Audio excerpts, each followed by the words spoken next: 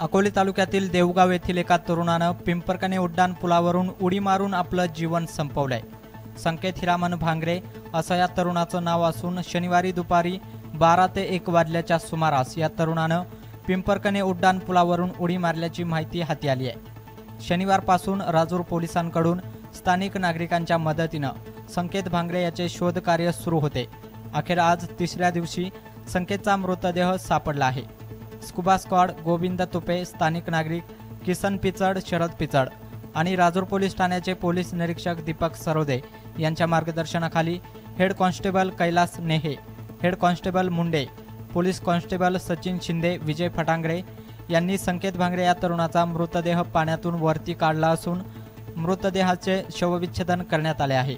Rajur police ठाण्यात अकस्मात मृत्यूची नोंद करण्यात आली आहे, तर आत्महत्या करण्यामागचं कारण अद्याप अस्पष्ट असून याचा शोध राजूर पोलीस करत आहेत। प्रतिनिधी गणेश आवारी, MH मराठी, अकोले, अहमदनगर।